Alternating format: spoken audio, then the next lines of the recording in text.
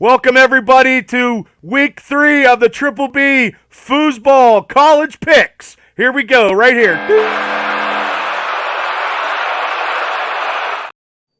Oh, myself and Shane Stodmiller and Rich Smoke. So let's get it on, guys. Last week, I guess there was some upsets. Right, Shane? Yeah, I'll let Rich cover those because he's. I'll tell you what, we had some good upsets, but I think we're doing pretty good. On average, about 2 out of the 8 games we pick, and most of these games we pick are either because they're going to be entertaining or it looks like there might be an upset. So right. Yeah, we pick a few of them each week, or we pick ones that are definitely going to cover the spread, like Baylor and Utah. That was a close game, and Texas, Alabama. I can't those are all believe that ones one. that we talk about. Yeah. There was even some lower ended games that nobody would ever talk about. I was messaging Shane that night, actually, last Saturday night. There was a game between Rice and Houston, 2 teams that nobody ever talks about. They go to a double overtime, second overtime. Oh, wow. And they got a touchdown. All they do is get a 2-point conversion to tie it. The game ends on a missed 2-point conversion. It was the final score 43-41 in second overtime. Phenomenal game there. I mean, early on that Notre Dame game that we talked about a little bit, it looked like it was going to be pretty close in that first half. It was 10-3 at half. I mean, nobody was scoring, nobody could move the ball, fully defense, and then Notre Dame just woke up in the second half and blew the doors off. I mean, Nebraska-Colorado was a good first half game.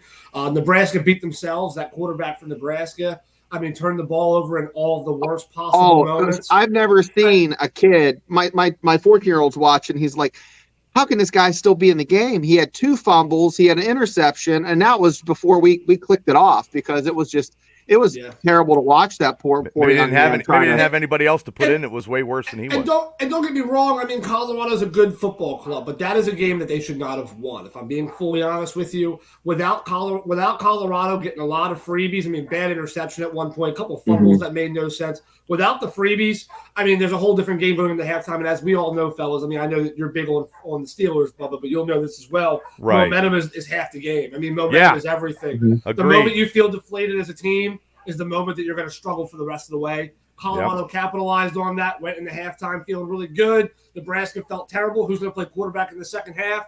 Colorado came out and made it very obvious. There was only one team focused. And yeah, I think the best game of the night, though, Shane, would you agree? That Texas and Alabama game. What a phenomenal football game. I mean, and we picked that as our premier game. So, and it worked out that way. But just a couple of the random ones. Utah, Baylor, he hit on. Ole Miss and Tulane was a pretty good game there. I mean, there was a huge 56-yard field goal there towards the end of the fourth quarter with about 2 minutes left that really sealed it for Tulane. But some phenomenal games, man. Definitely some good picks. Yeah, Colorado's like the guy that went out with the real hot foreign exchange student, and he's just his stock went up higher than he thinks he's better looking than he is, and that's the prime effect. And right now, you have a team that's ranked in the top 20 that might be maybe 24, 25. Yeah. But the season will work. Everything will work out through the season. So we'll get started here. Let's go. Take it, Shane, right here. Let's do it. Go ahead, the Shane. First one we have is all the homers from Pennsylvania. We got a good Penn State team in Illinois. Now, you're thinking, how's this going to be an upset? Well, I have them on here because it's a possibility to be an upset. And I'm going in order of the most likely. So when we get down to number 1 of these upsets, that's the most likely game that will, the team will upset. Okay. So this is, Illinois, they're upset, they have a chance to upset. They played it close last week, and I'd like to see. It's worth putting on the list, Okay. So that's nothing wrong with that. Okay, I'm going to go first. I'm a homer. I'm taking the Nittany Lions, of course. Shane? Yeah, I'm going to take Penn State in this one, but it's going to be closer than the spread, Yeah, Okay. I mean, the spread's 14.5 points that Penn State's favored by. I think Illinois is probably the team to bet on in this game. I don't think it's going to go over. Over-under is 48.5, so they're expecting a high-scoring game. If that's the case, Penn State's going to cover. Damn. But I'll take Penn State in this game probably by somewhere between 7 and 10 points. But it depends. You never know. It's always a blowout. Okay. Next matchup here, Shane. You take him off. Take him right there, Shane. Go ahead. Okay. TCU at Houston. It's an 8 o'clock Eastern time game on Fox. You got TCU favored by 7.5, and Houston's coming off a bad loss to. We don't know Rice is good or bad, but that's a bad loss for Houston. But Dana Holgorsen used to coach at West Virginia, knows TCU, is pretty successful against TCU in the past when he was at West Virginia. This might be you could pick Houston here, but I'm going to pick TCU. Okay, I'm going to take Houston. I'm going to take TCU as well. I mean, I know they had a rough first week out there, but they're going to rebound really well, I think, moving forward about the season. So I'm going to go TCU. Okay, our next matchup, and Shane picks all these good picks here. Oh, okay. Shane, go ahead. I've been to a lot of Virginia Tech, West Virginia games. I've even traveled out to Rutgers to watch Rutgers play when I was working at West Point.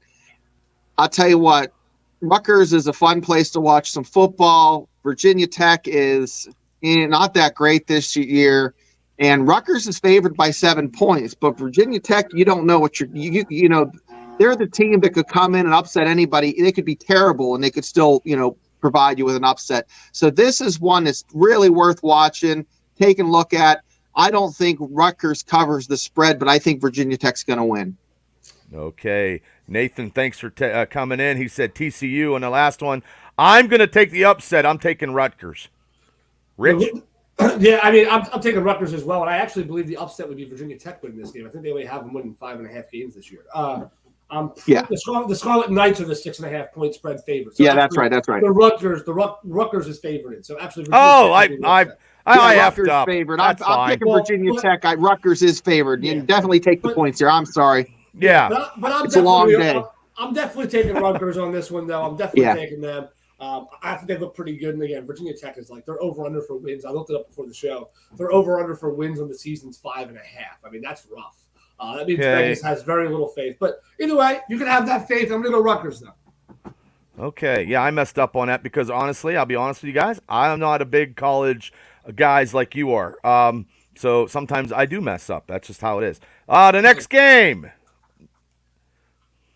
LSU versus Mississippi State. Now, Mississippi State last week, they looked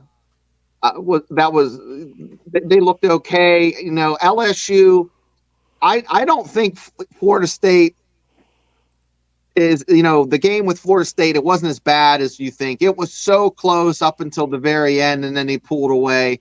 So, I mean, I really think LSU is going to handle Mississippi State.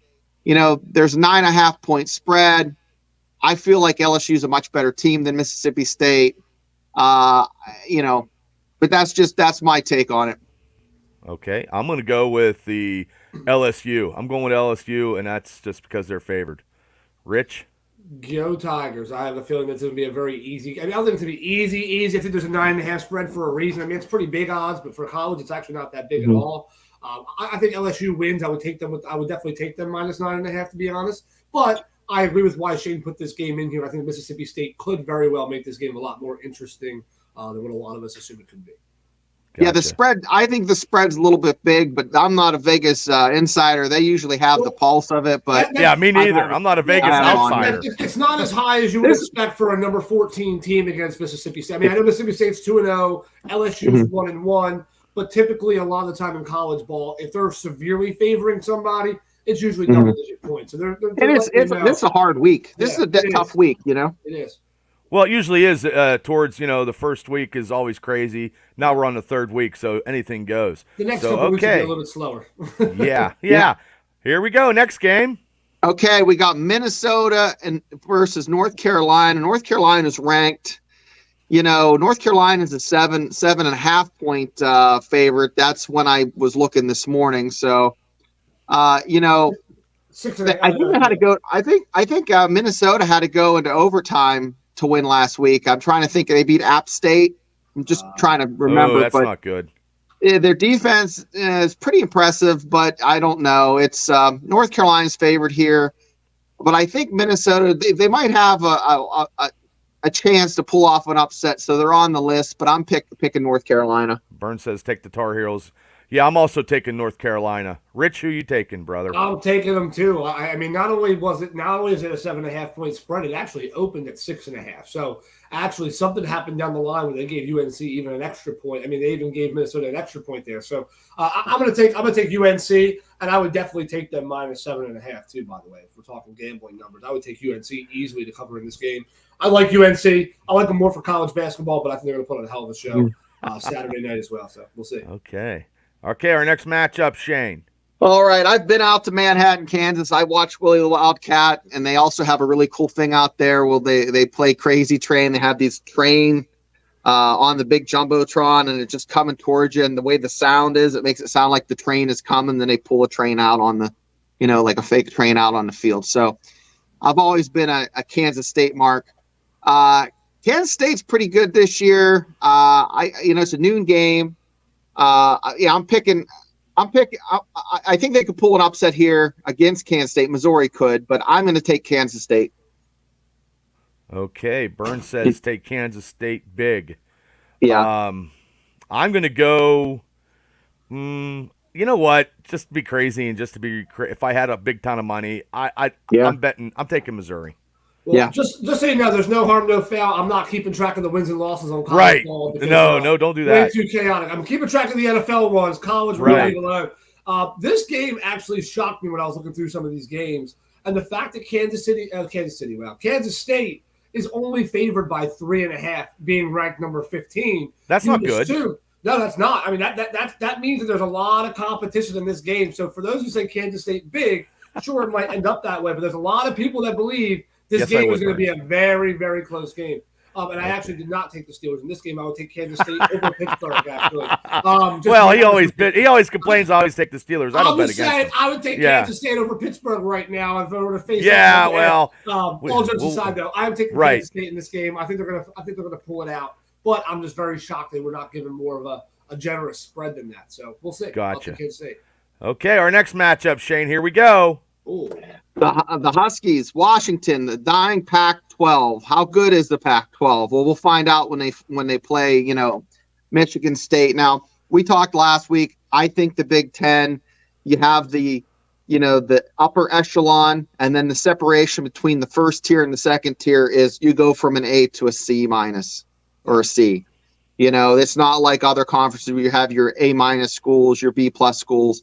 So, MSU are the home dogs. Last year, Michigan State was number 11, and Washington just dismantled them. Yep. But I have it on the list because MSU's home. They're the home team, but I'm still thinking Washington's going to win. But I'm very curious about this game. This will give us the idea of how good the dying Pac-12 is, or how bad the Big Ten is. It's one or the other. We'll see. Right.